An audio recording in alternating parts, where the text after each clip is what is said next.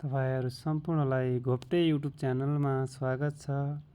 म आज तपाईहरुलाई फिफा वर्ल्ड कप 2026 बिना सब्स्क्रिप्सन चाहिँ लाइभ कसरी हेर्ने भन्ने कुराहरु देखाउन गइरहेको छु। धेरै साथीहरु अलमलमा परिरहनु भएको छ। वर्ल्ड कप चलिरहेको छ। लाइभ कसरी हेर्ने दोधारमा पर्नु भएको छ। यदि दोधारमा पर्नु भएको छ भने अब तपाईलाई म दोधारमा पर्न दिने छैन। त्यसको लागि तपाईलाई म स्क्रिनबाट अब देखाउन गइरहेको छु। म जे गर्छु त्यसलाई स्किप नगरिकन हेर्नु हुनेछ। अब म सुरुवात गर्नेछु। सबैभन्दा पहिला तपाईहरु गुगल अथवा क्रोम ब्राउजरमा जुनसुकैमा गएर पनि एउटा एप्स खोज्नुपर्ने हुन्छ। त्यसको लागि मैले गुगल ओपन गरे। यसरी गुगल ओपन गरिसकेपछि तपाईहरुले कुन चाहिँ हेर्ने मैले चाहिँ SPORTZFI एप्स भन्ने चाहिँ डाउनलोड गर्छु। त्यसको लागि यहाँ फर्स्टमा आएको spotify.io भन्नेमा क्लिक गर्नु होला। अनि त्यसलाई क्लिक गर्ने बित्तिकै यस्तो इन्टरफेस खोल्छ। खोलिसकेपछि डाउनलोड स्पोटिफाई भन्ने देख्नु भयो भने त्यहाँ क्लिक गर्नु होला। अनि क्लिक गर्ने बित्तिकै यसरी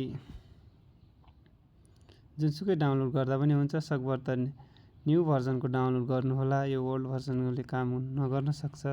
त्यसको लागि मैले फर्स्टकै क्लिक गर्ने डाउनलोड एनीवेमा हालेर डाउनलोडिङ फाइलमा गएँ। अब यति भइसकेपछि मेरोमा चाहिँ यो एप्स डाउनलोड भइसकेको छ। अब हजुरहरु सिधै यसैमा गएर ओपन गर्न पनि सक्नुहुन्छ। यदि ओपन नगरे यहाँ पनि सिधै गएर यहाँमा गएर सिधै अनइन्स्टल गर्न सक्नुहुनेछ। जुनसुकै उमा गएर अनइन्स्टल गर्नु होला। मैले चाहिँ अनइन्स्टल गर्नेछु।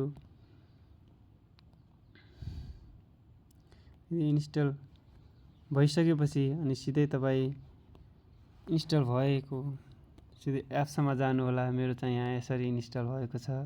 अनि इन्स्टल हुने बित्तिकै यसरी देखाउने छ। देखाइसकेपछि अब चाहिँ कुन हेर्ने फुटबल क्रिकेट जुनसुकै गेमहरु पनि देखाउने छ। आज हामी चाहिँ वर्ल्ड कप चलेको हुनाले सिधै फुटबलमा जानेछौँ।